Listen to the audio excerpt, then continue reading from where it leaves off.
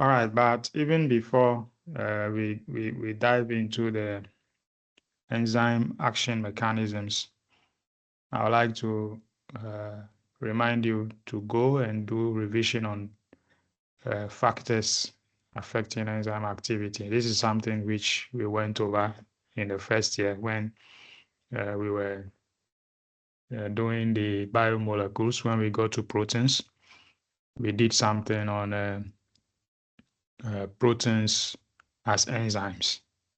And so you want to go back and revise this, the factors that affect enzyme activity, which are enzyme concentration, substrate concentration, temperature, and pH. And we did actually look at the fact that the rate of an enzymatic reaction is directly proportional to the concentration of an enzyme that is catalyzing that reaction. That is, if you take all other parameters to be constant, which is the substrate concentration, temperature, and the pH. Now, why you have to revise this is the fact that after this, after this lecture, I think the next lecture we may be looking at enzyme inhibition and then be looking at some applications of enzymes in different fields. So that's when we are talking about some of these things, you can put everything together. So you have to revise this so that you clearly can see that if you take enzyme concentration against the rate of reaction, you can see that linear relationship where you see that the rate of a chemical reaction increases with concentration of enzyme. This is logical because you will see as we continue that once you have more enzymes that are present, then of course those enzymes will have enough interaction with the substrate and catalyze the reactions of those substrates. And when you take a look at the rate of reaction against substrate concentration, we see this saturation curve such that in the beginning, as the concentration of substrate increases, you see there is that proportionality from the beginning until it gets to a point where no amount of addition of substrates will result in any change in the rate of the reaction. And so that curve plateaus and becomes flat. The rate of the reaction becomes constant. And that is because if you look at it, if at the beginning you have, I hope that the slides are changing on your screen because the second screen which I'm using to monitor, I'm seeing that the slides are not changing when I move to the next slide. Okay, so if you have from the beginning a low concentration of substrates and you have more enzymes. So what you see on your screen now, these are enzymes, which are like the bean shaped. So this what is depicting enzyme, and the substrates are the small spherical, pink objects there. And that's bind into the active site of the enzyme. So if in the beginning you have a low concentration of substrates, it means you have more enzymes which are even free, more active sites of enzymes are free. And when you continue to add more substrates, those substrates will bind to the active sites of the enzymes which are free. not occupied, not engaged by any substrate. And so the rate of the reaction will increase.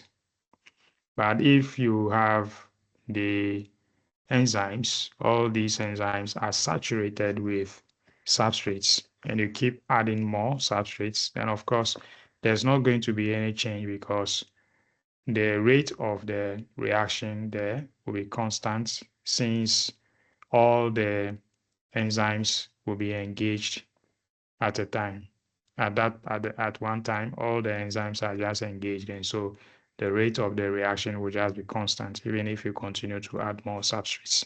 So that's what this diagram is explaining to you about why you have that uh, saturation curve for the rate of reaction against substrate concentration.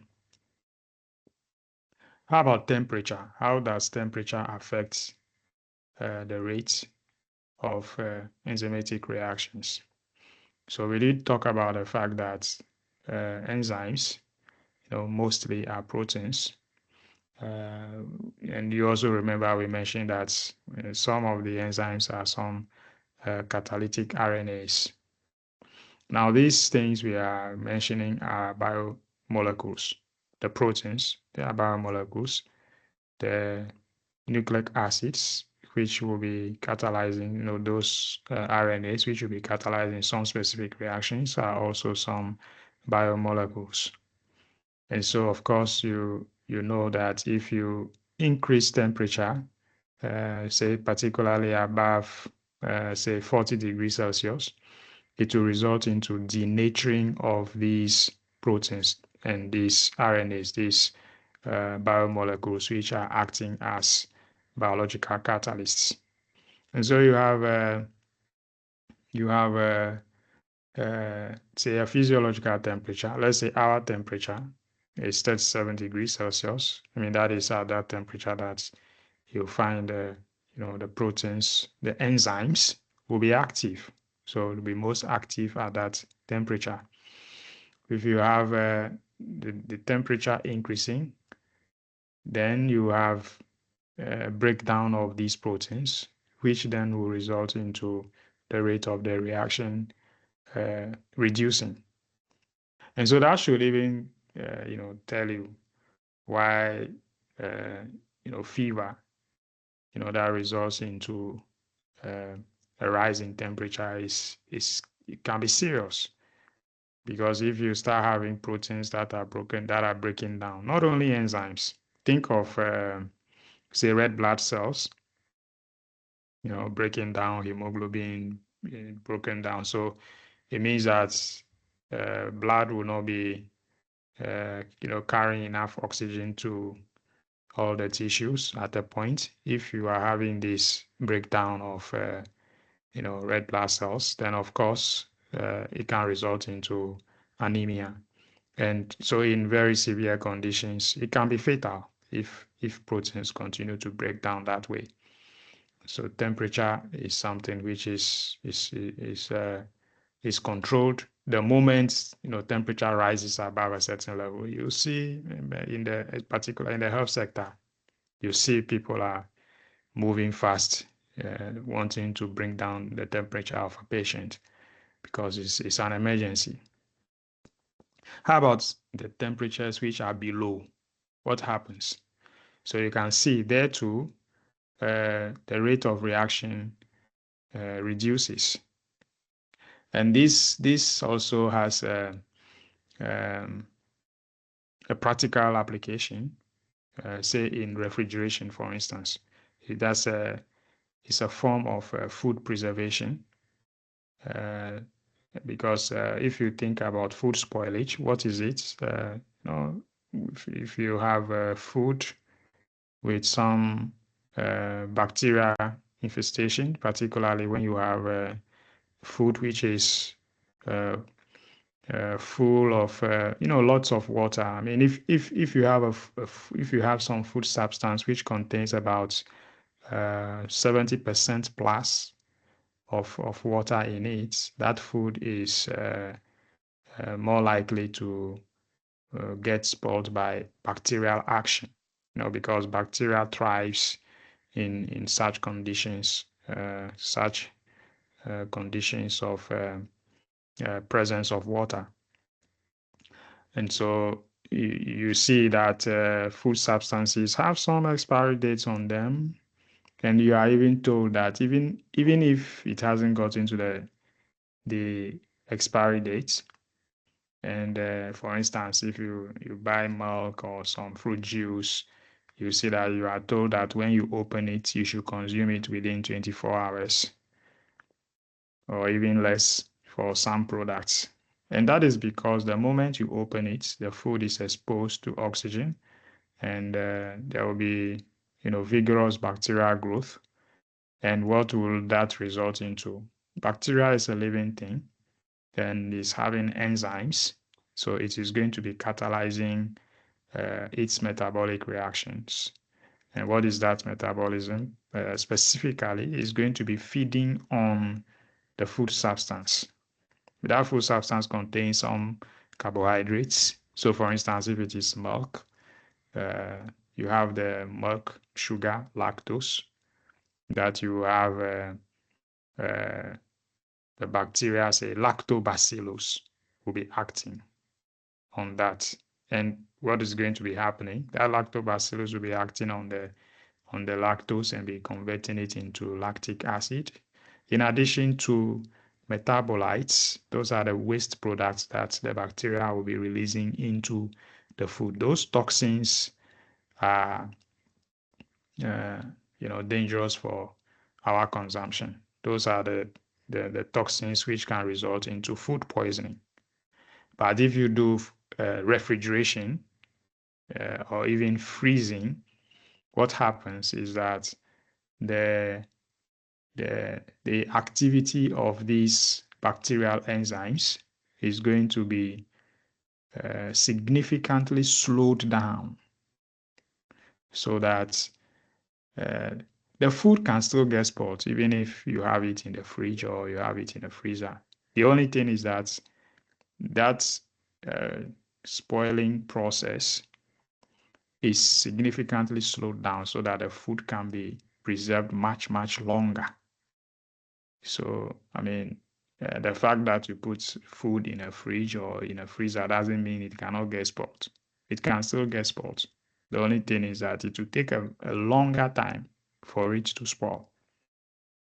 So that is the principle behind food preservation by, say, refrigeration, to slow down enzymatic activity of the microorganisms that will be feeding on the food and be releasing toxins into the food, which will make the food unwholesome for us humans. When we consume them, it can give us food poisoning.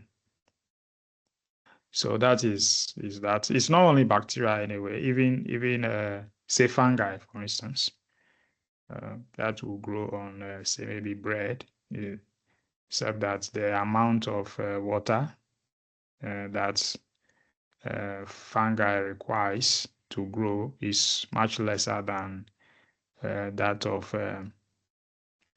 bacteria. So that will be a lower percentage, say about maybe over 20% up to about 40, 50% thereabouts. You have some bacterial growth occurring in food. Right. And pH, the relationship between the rate of enzymatic reaction and pH, it looks much like that of temperature. But here, you think of it this way, that enzymes are active in a particular region. Let's say if you take the human body, for instance, you have enzymes in the mouth. So you have the salivary amylase.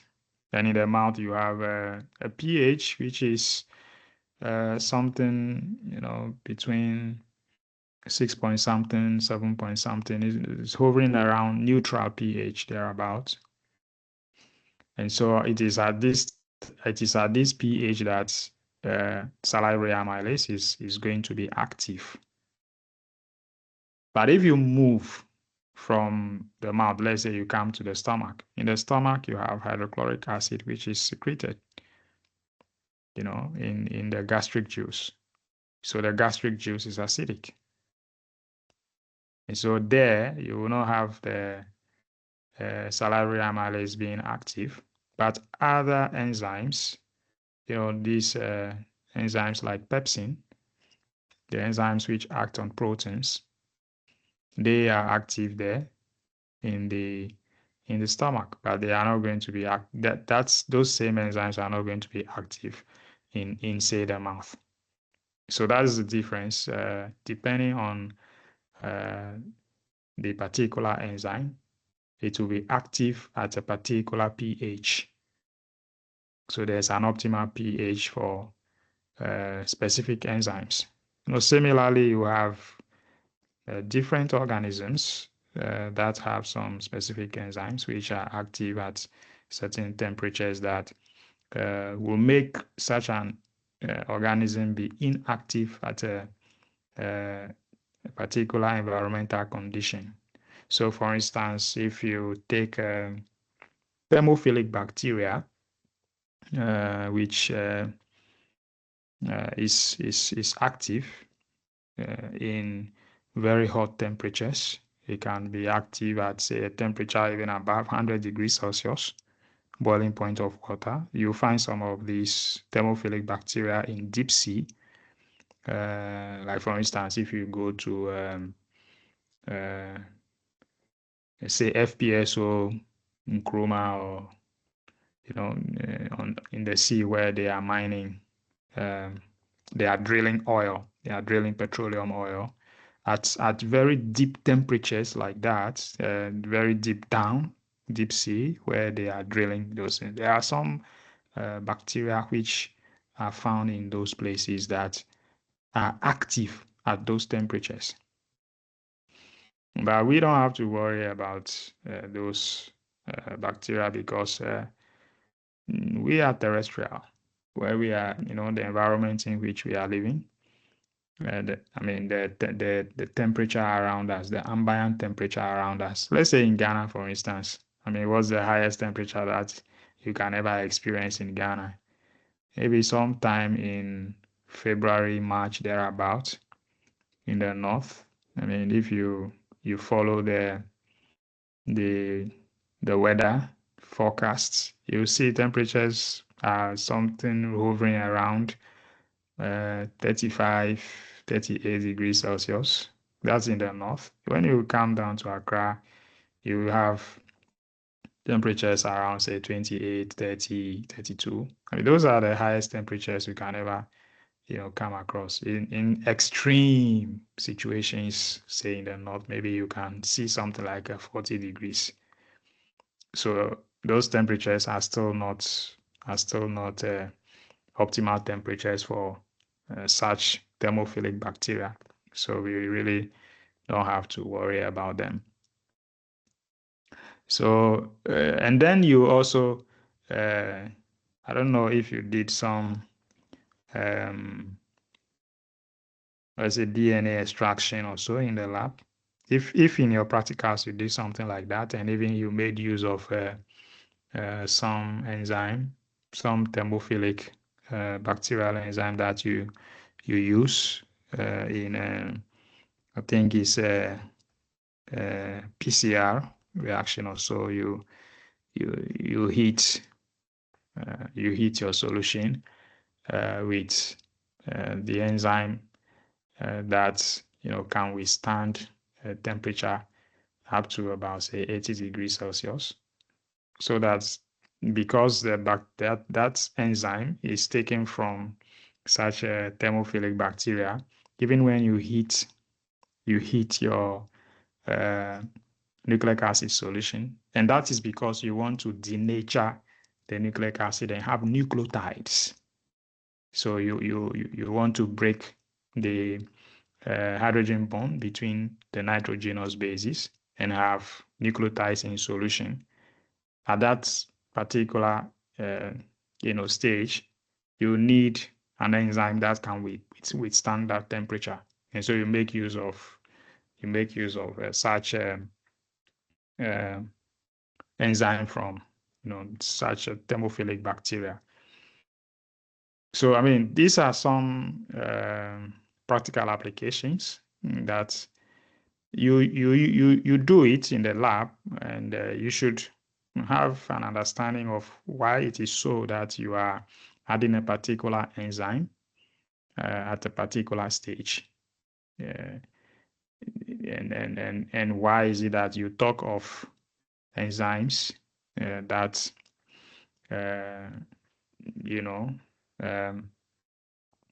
denature at high temperatures, and yet when you are doing something like a PCR, you are adding an enzyme. You should understand that that particular enzyme can withstand that particular temperature because it's coming from a thermophilic bacteria. Same thing, even at those temperatures, same thing. The pH also is different from the pH of, say, our ambient environment. So the pH, temperature, they are related. You also see that even in industries like, say, in the breweries, in industries where they produce dairy products like yogurts and things like that, the industrial digesters which they use, they are engineered in such a way that these factors are optimized, because in those digesters they make use of enzymatic reactions, and so pH is controlled, temperature is controlled, and of course the amount of enzyme which is added, enzyme concentration, is also controlled together with the substrate concentration. So these are parameters which are controlled in such industrial digesters. All right, so that is to quickly do some revision on factors that affect enzyme activity, and then at the same time,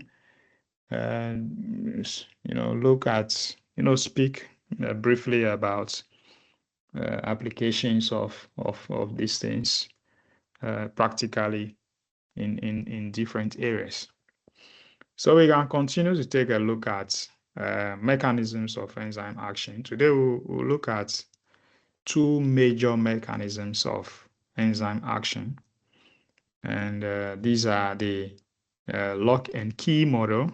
We also refer to it as the Fischer model, and then the induced fit model, which is also referred to as the Koshland model. So these are the two main mechanisms of action that you come across in enzymology. Now, the first, which is the lock and key model, is also called the Fischer model because it was proposed by Emil Fischer. He's a German chemist.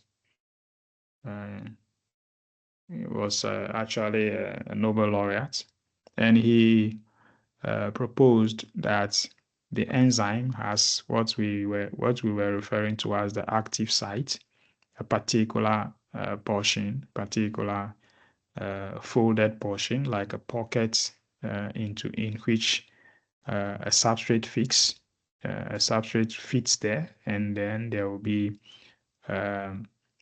the reaction which the substrate will undergo will then be catalyzed, by the enzyme. So that's what is being depicted here, that you have an active site which feeds to a substrate, and so the substrate gets into the active sites and bind to the enzyme to form an enzyme substrate complex. And so you cast your mind back to, I think, again, first year, we did look at, the basic principle of catalysis, where you saw that the enzyme substrate complex will have a lower energy than the energy level of the reactants, and in such a way, the activation energy of that reaction is reduced. So you have those things, those presentations, and those. I think I even give you some book chapter on this, so you have them. So if you have forgotten, go back and revise, those things. Right, so let's look at it much more. What does it mean, the lock and key model? So this is the depiction of the lock and key model. So what Fischer was proposing was that if you take you take the enzyme as the key and the substrates, and just like a key fits into a keyhole, in the same way, Fischer was proposing that the substrate fits very perfectly to the enzyme. And so you see, you have an enzyme molecule that is having some active sites in such a way that if, for instance, you have these two molecules, substrate molecules, they fit directly into the active sites, because these are the two substrate, these are the reactants that the enzyme is catalyzing their reaction. And you see when these two substrates bind into the active site of the enzyme, you see it fits perfectly. The round one fits into that round center, whilst you have the substrate with that V shape also fitting perfectly in that region. And so then you now have an enzyme substrate complex. And you see the enzyme substrate complex is then having a bond between them. So that's the product which is formed. And so that reaction there has been catalyzed by the enzyme. And then in the next stage, you see the product dissociates away from the enzyme. The enzyme is free and can carry out further reactions. So this was the proposal of the mechanism of action from Fischer, which is referred to as the lock and key model. But there's a problem with that model, and the problem is that if you think of it that, say, if you have an enzyme which is depicted here, say fitting directly to a substrate. So for instance, if a reaction which is supposed to occur is depicted with, say, a substrate which is, let's say, a stick, and that stick is supposed to be broken.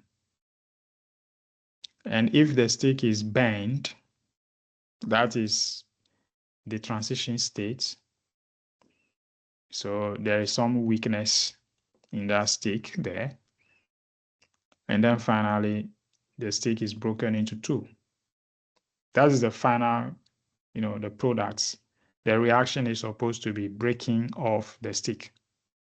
So, that analogy you make, if an enzyme is supposed to catalyze that reaction, and according to the Fischer's model, the substrate should fit perfectly to the enzyme. And so that stick, say it's a metal stick, and the enzyme is a magnet, which means there is that perfect fitness of the substrate with the enzyme to form that enzyme substrate complex. Now, if there is perfect fitness of an enzyme and a substrate, what then will be the reason for which that enzyme substrate complex will proceed to the formation of a product or products? There will be no need, because there is perfect fitting. A perfect fitting means that there is perfect stability. So the complex which is formed is perfectly stable. So if a complex is perfectly stable, what will be the reason for which that complex will want to form something, or say that substrate with an enzyme will then become a product? That will not happen. So you see that is depicted that the perfect fitting of a substrate to an enzyme will rather result into no reaction at all, because there is a perfect stability there. And so that model had that problem, which was revised such that the enzyme substrate complex is actually not perfectly fitting. And so the substrate, so that is what you see being depicted at C. That's the enzyme complementary to the transition state, such that because the substrate is not perfectly fitting to the enzyme active center, and it goes into the formation of a transition state, that transition state becomes unstable because you see there is weakness in bonding, or weakness in the structure of that substrate, which is depicted as the metal stick. And so finally, because of that weakness there, you have the substrate broken into the products, which are the broken sticks, and the enzyme is free. So that was modification of that idea from Fischer. Now, that idea had been worked on further by Koshland. Daniel Koshland was an American biochemist who proposed the mechanism referred to as the induced fit model. So that according to him, the substrate is not perfectly fitting to the active site. And so you see on the right hand side, the active site of the enzyme is depicted in such a way that if you look at the substrate will not be perfectly fitting in there. So that it is rather the binding of the substrate to the enzyme which induces the enzyme to adapt to the structure of the substrate. So that's why it's being referred to as induced fit. So we can look at it much more here. Now you have a substrate that enters into the active site of an enzyme, and that substrate is not perfectly fitting in that active center of the enzyme. But the moment the substrate binds to the active site, it then will cause the enzyme to assume a structure which will now be fitting to the substrate. And so you see being defeated here that the enzyme clamps down around the substrate, forming an induced fit. So it is the substrate rather that is inducing the fitness. So that is the induced fit model, which is also referred to as the Koshland model. And it's actually the modern model which has been used in enzyme studies up to today. The induced fit model is still being used to understand enzyme activity.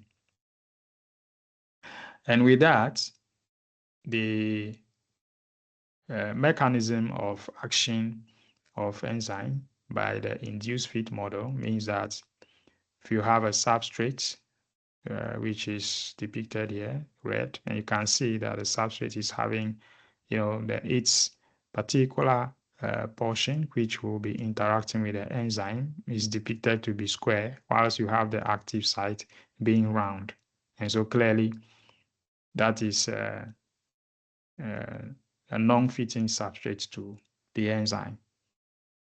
But when that substrate binds to the enzyme, there are conformational changes to the enzyme active site. And so you see that the substrate now fits in the enzyme. The reaction that the enzyme is catalyzing is to break down that substrate. So the substrate is broken down into its products and is released or hydrolyzed away from the enzyme. So that is the full, process, the mechanism by which, the Koshland model works.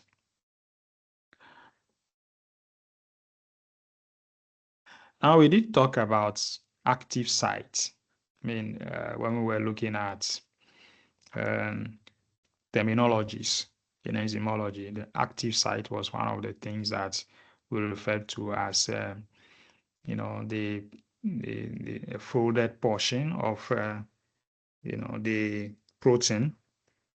So if you have protein, which is a biopolymer, which is consisting of amino acids, and that protein, is a folded molecule, so that you have some specific amino acids which form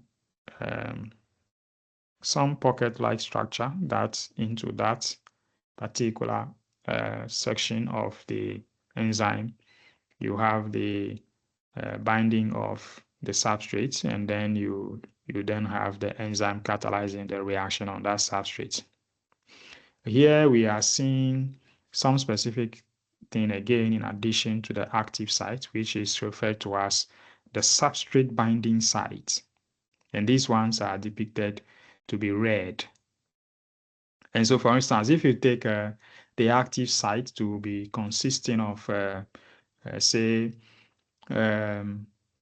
maybe 2 amino acids, which is maybe you take maybe serine, which is an amino acid with a hydroxyl group on it, and maybe histidine, which is having an imidazole ring.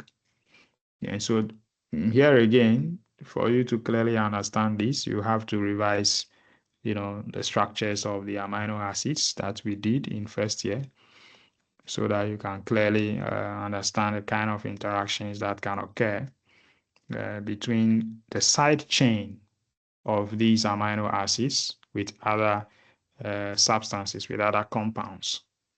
Because you do remember that these amino acids we were studying in first year, we're having an alpha carbon with a carboxylic acid group, an amine group, and it is only the side chain of that amino acid, which is on the alpha carbon, that differs from amino acid to amino acid. That is what distinguishes between the amino acids. So you want to revise that.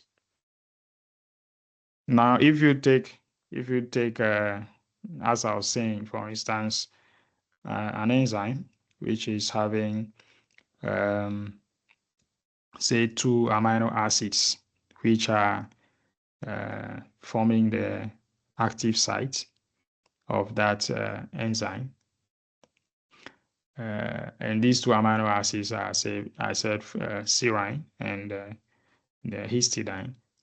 Now, even if you take the serine and the histidine, there is that specific part of those amino acids which are interacting with the substrate. So, for instance, the serine, its hydroxyl group, which is the side chain, which is on the side chain, CH2OH, that particular portion becomes a binding site. The same way, if you take the histidine, the side chain that is having an imidazole ring, it is that side chain that is the binding site of the substrate. And even you can even speak, but I think we'll look at one of the mechanisms specifically, which will actually depict this for you so that you have a better understanding of this. And then you can distinguish clearly that an active site is made up of, say, maybe 2 or 3 amino acids. Those are the amino acids which will be interacting with the substrate. But the particular portion of those amino acids which are acting, which are interacting with the substrate is what we are referring to as the binding site. Right. Now, when you take enzymes, we studied, say, 20 amino acids as amino acids which we find in proteins. And then you also know that apart from those 20 amino acids, there are other amino acids, except that they are not found in proteins, but you come across them in metabolic pathways. And some of them are intermediates in the metabolic pathways of proteins. Some of them are existing in biological systems having different functions, but they are just not components of the proteins. You realize that in the active sites of enzymes, there are specific amino acids which are mostly found, and these are amino acids, aspartate, glutamate. If you look at the structures of these amino acids, you see that these amino acids are having carboxylic acid groups in their side chains. So there's an extra carboxyl group apart from the carboxyl group which is on the alpha carbon. So that's what is common to those amino acids there. So it is those carboxyl groups which are the substrate binding sites if you have them as part of the active site of any enzyme. And similarly, if you take a look at amino acids such as arginine and histidine, so you see arginine is having an extra, it's an extra amine group, but even if you take that whole structure of the side chain there, is we call it a guanidino group. I mean, you have to go back and revise your amino acids, and you just look at the structure of arginine, and you see that there are extra NH2, NH, in that structure there. And it is that particular amine group there, which is the binding site for substrate. The histidine is having what we refer to as the imidazole ring. It's a ring with some nitrogen in it, and that nitrogen is what is involved in the activity of the enzyme there in the active site. Serine is one of the smallest of the amino acids, because if you just take alanine and you just add a hydroxyl group to the side chain there, then you have serine. So the hydroxyl group, which you find in the side chain, is also the particular portion of that amino acid, which will be having some form of hydrogen bonding with its substrates. And you remember cysteine. Cysteine was one of the amino acids containing sulfur. It has a sulfur hydroxyl group, SH. You know, if you go back, we studied amino acids, and we saw that you have cysteine and methionine, which are having sulfur in them. But I see cysteine is having a sulfur hydroxyl group. So that sulfur hydroxyl group is a terminal group, SH. And so there too, that sulfur hydroxyl group is also reactive and can have interaction with substrates. Then you also have what we refer to as, you know, some acid-base reactions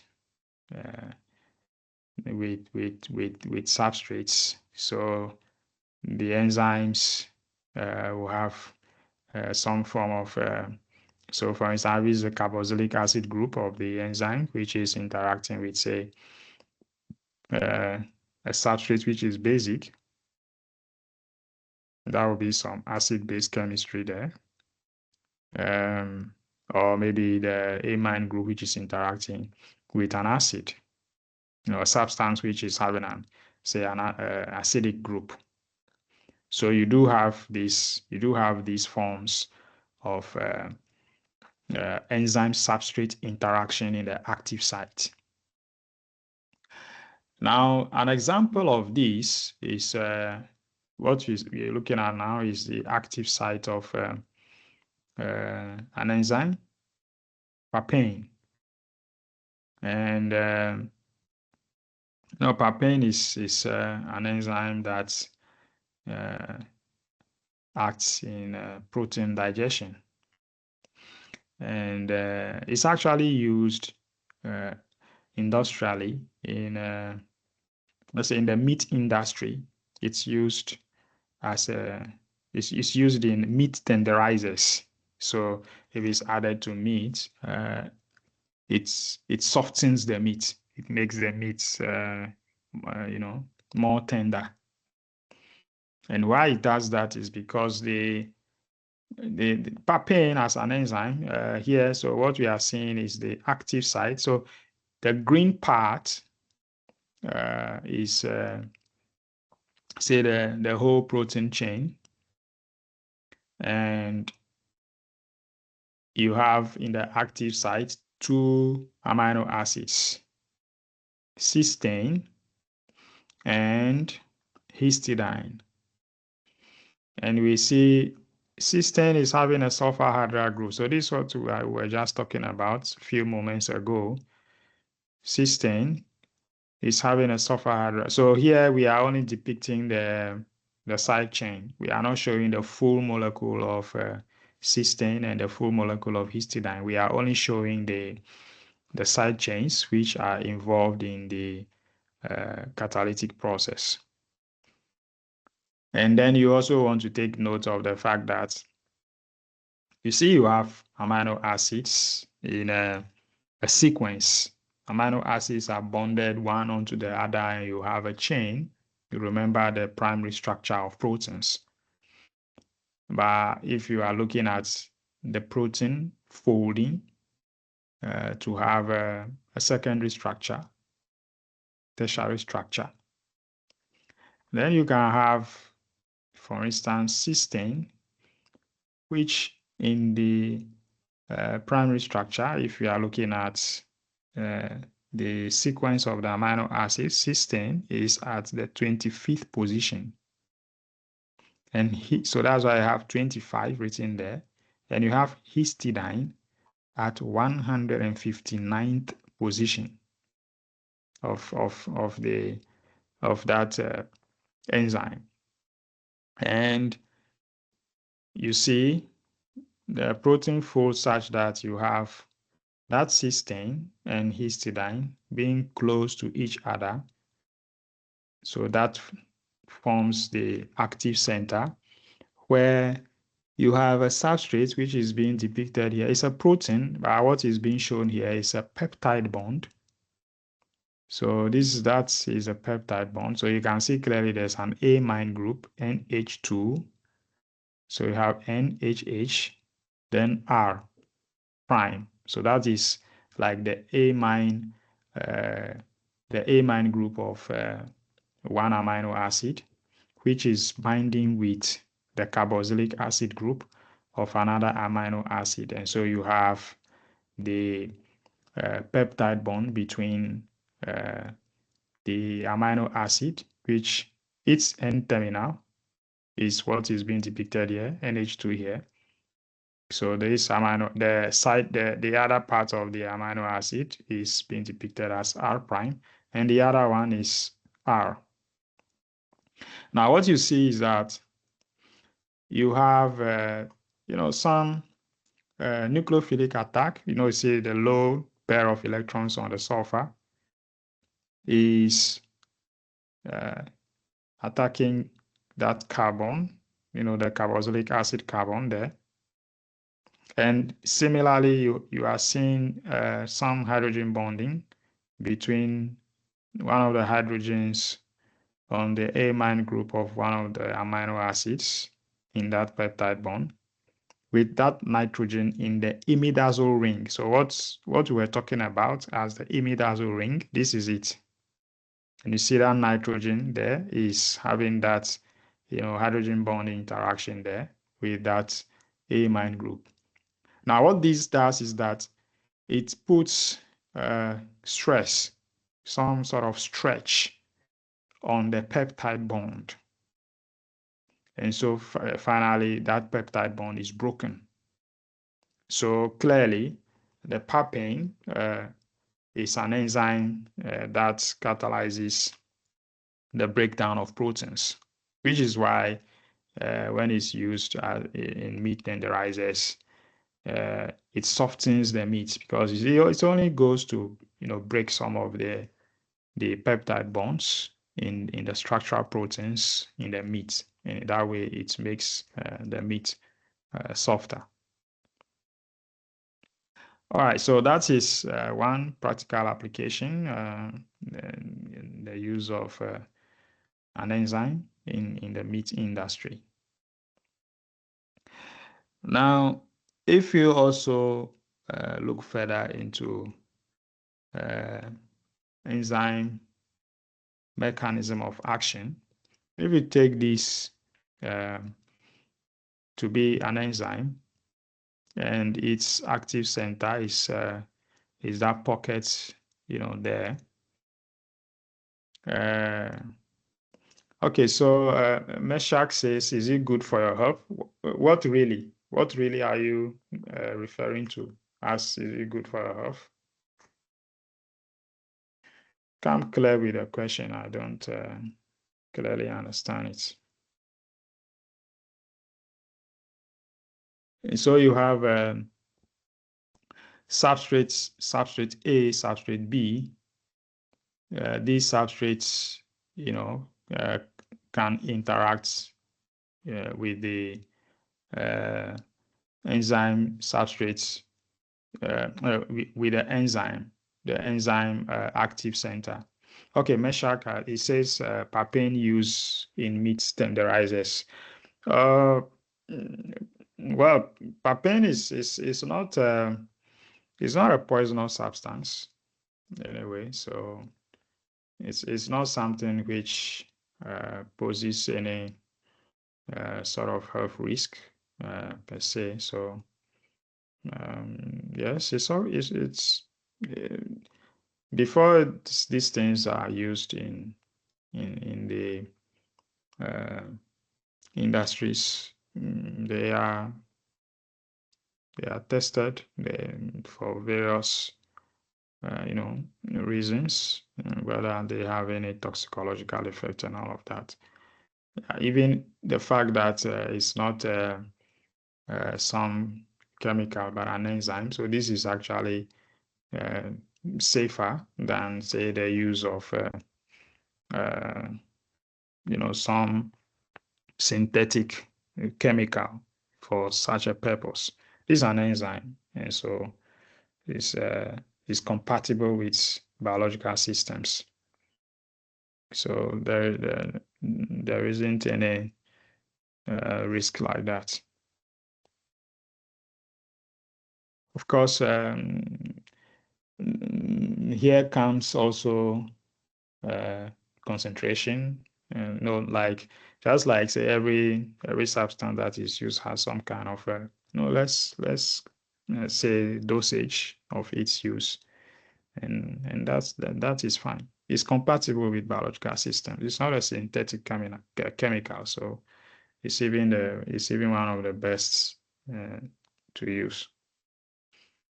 Now, the mechanism of action of reaction that we are seeing here is just to show that you have a substrate A, substrate B, which are supposed to react, and the enzyme is having an active site there, that pocket in which these substrates should enter, and their reaction will be catalyzed. So let's see that mechanism of action step by step, how it goes. So this is from the beginning. We are looking at it from left to right, where you have the free enzyme, and then you have the two substrates there. And the next step you see is that now the two substrates are bound to the enzyme that is forming enzyme substrate complex. And now those substrates react. So they are reacting in the active site of the enzyme. And remember, the enzyme is only catalyzing a spontaneous reaction. These two substrates could actually, react spontaneously, even without an enzyme. The only thing is that the enzyme comes to increase the rate of their reaction. And then products are formed. So you have the enzyme product complex, and those products are released, leaving the free enzyme. So here to step by step, you see the depiction of the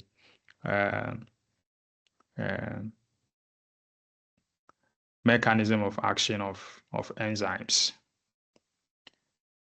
Right. Now we take one specific mechanism of action, which I was referring to much earlier. I was talking about the fact that you have, say, in the active site of an enzyme, say histidine and serine. So we're looking at the mechanism of action of the enzyme chymotrypsin.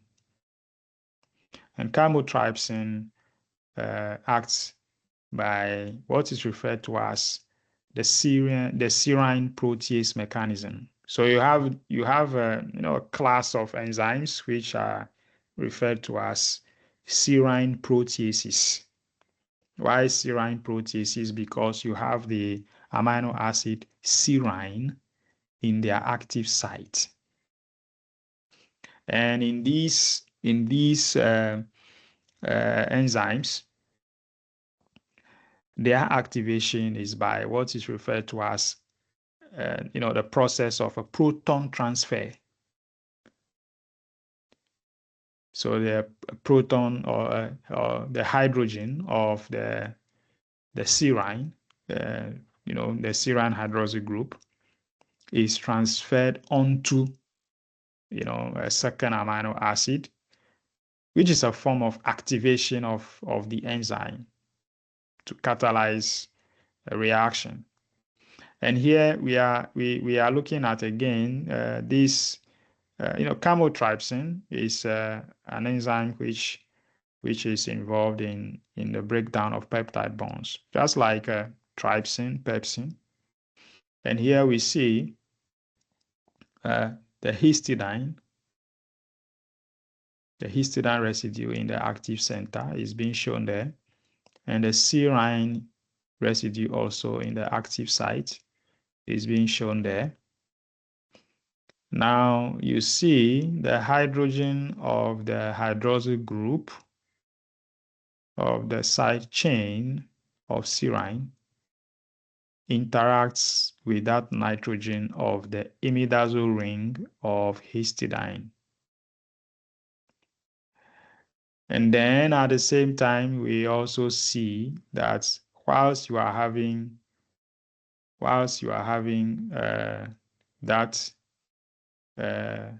hydrogen interacting with the nitrogen there, you also have that oxygen having a nucleophilic attack on that bond with the carboxylic acid group, which is having that peptide bond with a second amino acid. So that is the N you see there is the N terminus of one amino acid. The C is the C terminus of a second amino acid. So that the bond between the N and the C, that nitrogen and carbon, that bond is a peptide bond, and it is that bond which is supposed to be broken.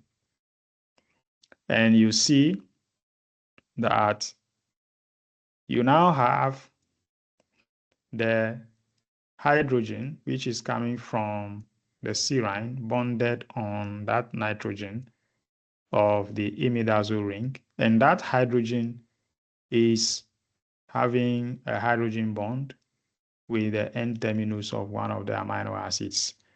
And because the hydrogen is donated from the serine, you are left with that oxygen, which is now reactive and forms a bond with the C terminus of the second amino acid. You have an intermediate, what is being referred to as a tetrahedral intermediate.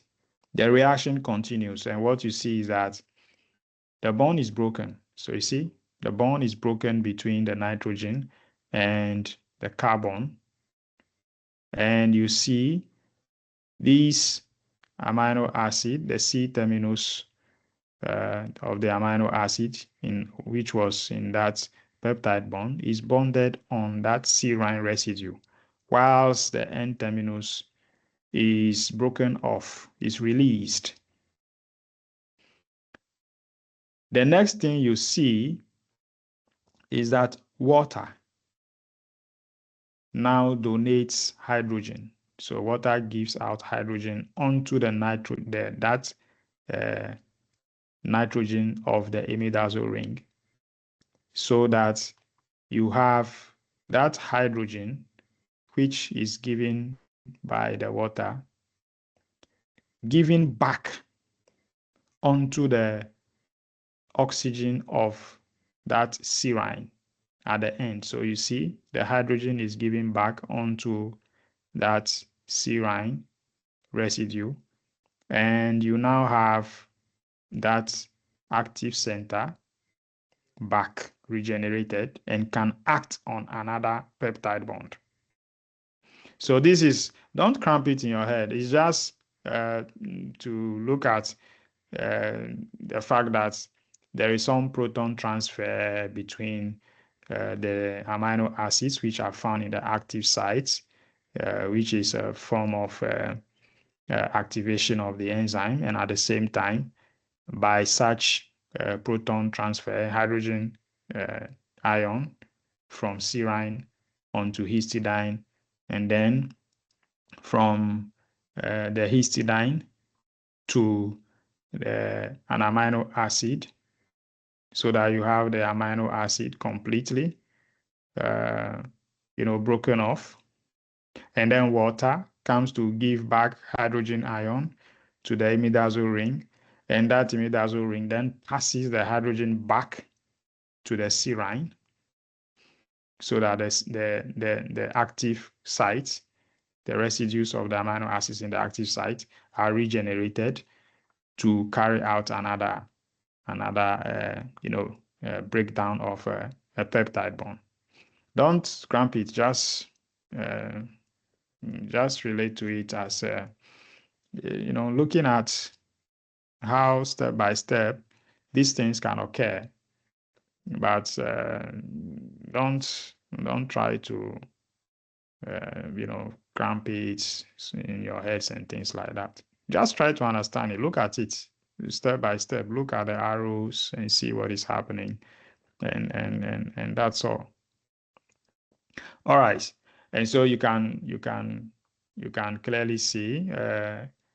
So here's the thing.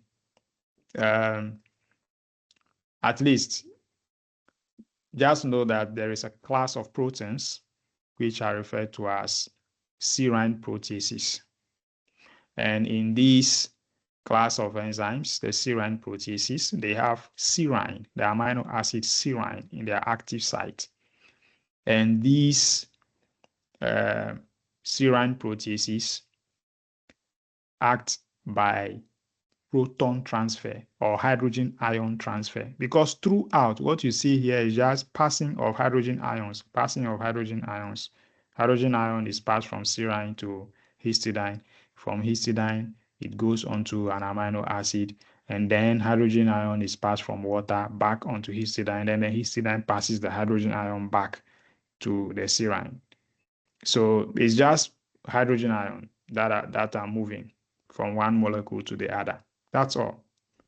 At least just understand it that way, that you have serine proteases which act by proton transfer. That's all. All right. Now another specific mechanism of action that we'll talk about. I think this should be the last thing we just talk of, and then we can call it an evening. I will, if you have any questions or anything you want to say, you can say it, and then we can close. I see what are all these people writing over here in the chat? Interesting. All right. Mechanism of action of lysozyme. So lysozyme is one of the enzymes which is also applied practically in antimicrobial substances, because it breaks down the bacterial cell walls. So you find it, lysozymes, you find them in bactericidal substances. Now, the bacterial cell wall is made up of what you refer to as peptidoglycan. And a peptidoglycan, I think further, when we are looking at more applications in, say, particularly in the pharmaceutical industry, maybe when we're looking at enzyme kinetics, we may look at it more in detail. We may even look at maybe some specific drug substances and how they act on enzymes, things like that.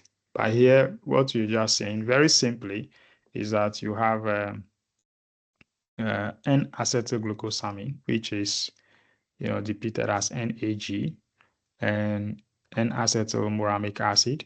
These are the monomers of peptidoglycan. So these derivatives of monosaccharides alternate. I think we did look at this in the first year. So N-acetylglucosamine, N-acetylmuramic acid alternating. And you have a glycosidic bond between these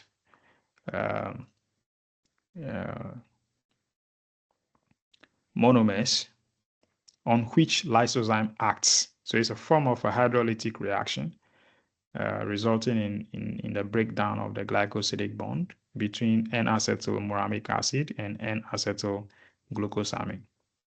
And so what it means is that if you have a bacteria that its cell wall is made up of this peptidoglycan, and of course the breakdown of this peptidoglycan will result into the breakdown of the cell wall of the bacteria, which will result into bacterial death. So it's one of the applications that you find in the pharmaceutical industry. And you can even look at it much more clearly that the enzyme, lysozyme, is having in its active site aspartic acid, which is at the 52nd position, and glutamic acid at the 35th position. So these are the amino acids which act as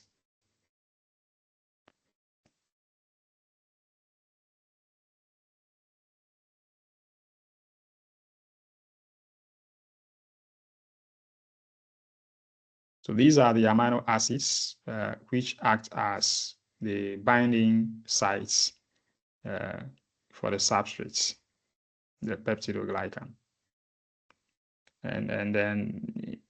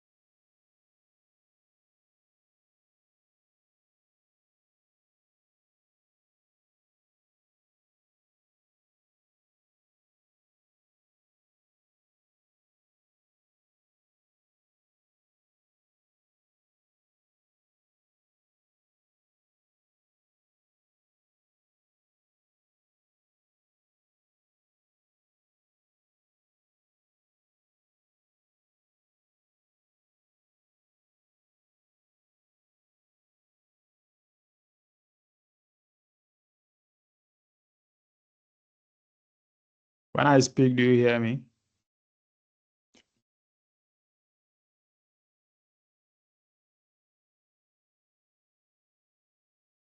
Now that I'm speaking, can you hear me?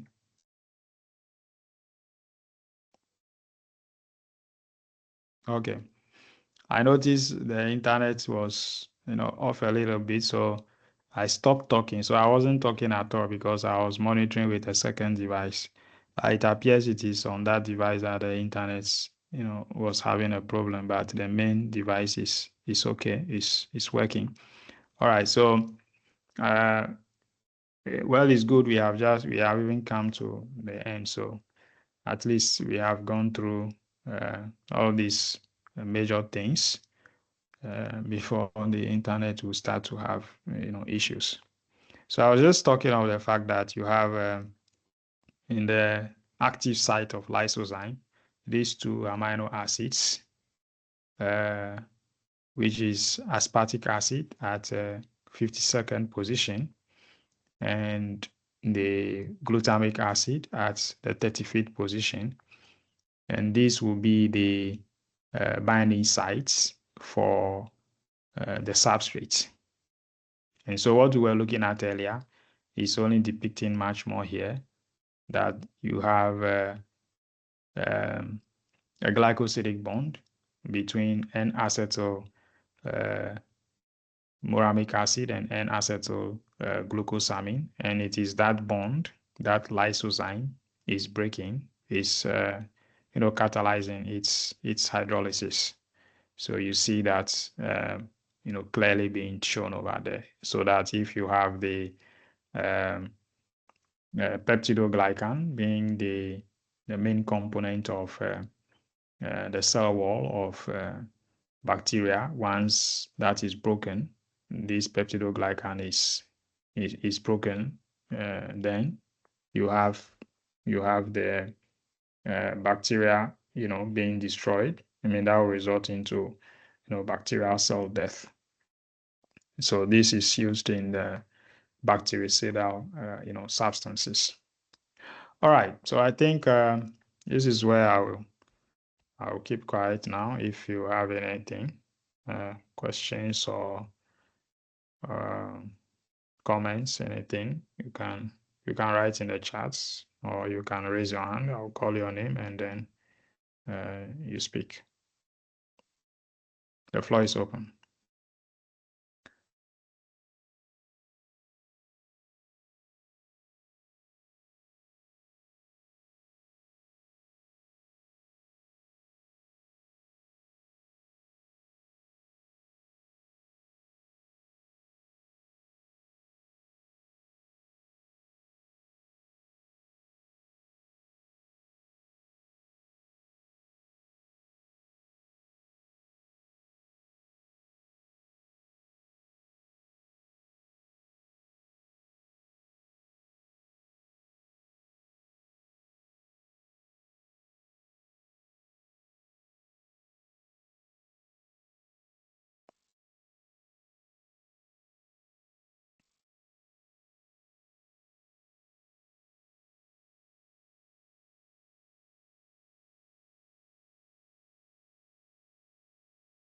Somebody says some people use something to cook beans and kenke in order for it to be of faster.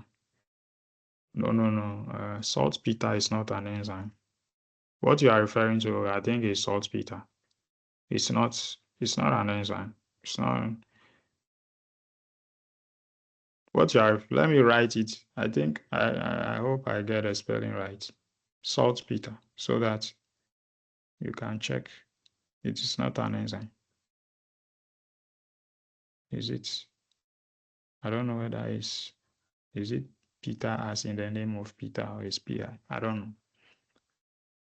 So you can check. You can check that and see. I don't know if I've spelled it well. I don't know. Maybe I've missed the I and the E. But if you check on the net, definitely you'll find it. Saltpeter. That's what you are referring to. It's not an enzyme. It's like some mineral or so.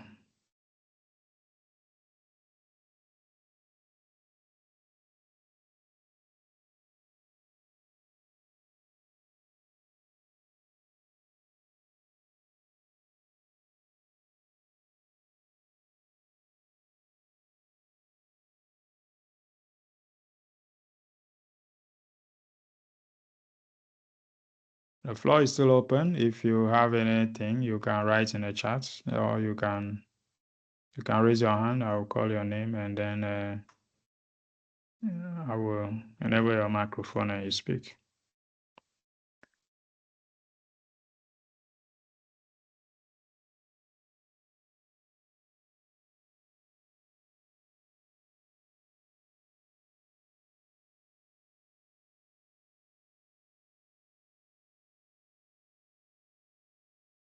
Okay, somebody says